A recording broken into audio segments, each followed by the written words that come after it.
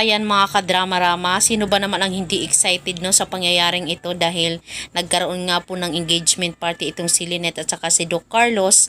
Tapos ito naman si Moira, biglaan naman may pasabog no.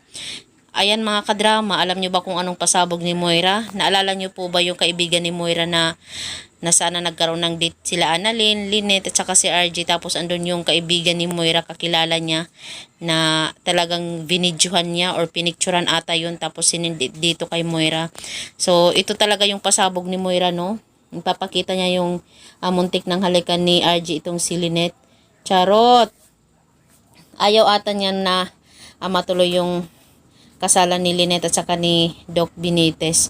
Pero alam naman po natin talagang gagawa talaga ng paraan itong si Moira talaga para masira talaga yung moment ni Lynette dito kay Doc Carlos, diba? Dahil alam naman po natin na kahit si Doc Carlos walang gusto dito kay Moira, si RJ wala pang gusto, talagang kawawa dito si Moira. Pero alam naman po natin na si Moira hindi kawawa dito dahil may pasabog nga po siya. Una nga po sabi niya may bomba daw ang mga tao. Sinabihan niya na parang mga tanga daw. 'Di ba? So, ayan mga kadrama no, abangan na lang po natin mga kadrama bukas kung ano ba talaga yung pasabog ni Moira dito sa kanila. Possible po talaga yan po yung pasabog nila yung kay RJ at kay Lynette na muntik na siyang halikan. So, yun lang po mga kadrama no, abangan na lang po natin yung next na mangyayari dito sa Abot Kamay na Pangarap. Dahil itong video na to ay talagang yun ang kakabog sa lahat. Sabi pa nga ni Moira, yan na yung times up mo Lynette. Diba? So yun lang po. Maraming salamat po mga kadrama sa palagi niyong panonood ng aking mga video.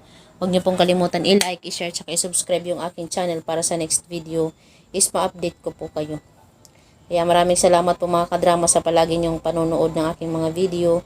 Dahil malaking tulong po ito para sa akin. Yan. Abangan na lang po natin yung mangyayari bukas dahil alam kong lahat tayo is excited na no sa pwedeng mangyari dito sa Abot Kamay na Pangarap.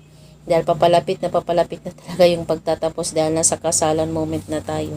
So yun lang po. Maraming salamat again. Thank you. Bye.